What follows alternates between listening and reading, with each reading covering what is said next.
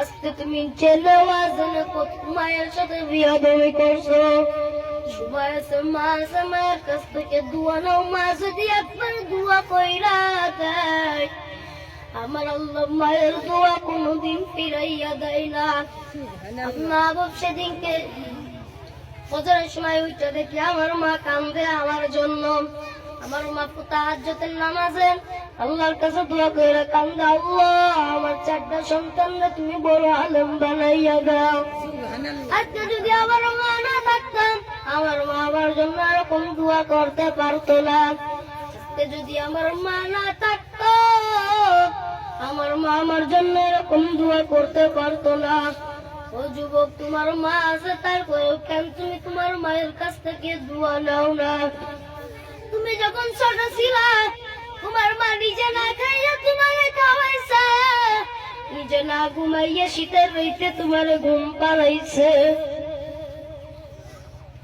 তুমি যখন শীতের রাইতে তোমাকে যখন ডান কাঁধে শোয়াইতো তোমার মা, তুমি যখন পিশাব কইরা দিতা, তোমার মা কিছু মনে করতো না।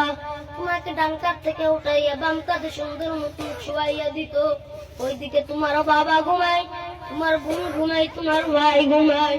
কিন্তু আমার আপনার মা, তার চোখে তো ঘুম নাই, সে তো ঘুমাই না।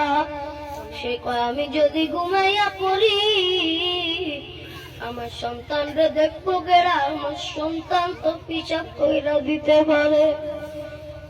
ও নিষ্ঠুর, তুমি যখন পিশাব কইরা দিতা বাম কাঁধে, আমার আপনার মা তারপরেও তোমাকে কিছু বলতো না। তোমাকে বাম কাঁধ থেকে উঠাইয়া তোমাকে পেটের উপরে উঠাইয়া শোয়াইয়া রাখতো। তুমি যখন পেটের উপরেও পায়খানা পিশাব কইরা দিতা, তোমার মা তারপরেও তোমাকে কিছু বলতো না। ও যুবক, মাকে আর কতদিন কষ্ট দিবা? কত পত্রিকায় দেখা যায় মাকে হত্যা করে লাশ থেকে টেং করে ফ্রিজে ঢুকাইয়া তোই। ও যুবক, মা এরকম কত নিষ্ঠুর। মা যদি একবার বদদুয়া দেয়, আল্লাহ না করুক, মা যদি মাফ না করে, আল্লাহ তোমার মাফ করবে না। ও যুবক, সময় আছে মায়ের সাথে বিয়াদবি করে ছাইরা দাও। সময় আছে মাকে পাও ধরে ধরে মাপ চাও। মা যদি একবার মাফ কইরা দেয়, তুমি মনে করবে আমার আল্লাহ রাসূল সবাই তোমাকে মাফ করিয়া দিবে।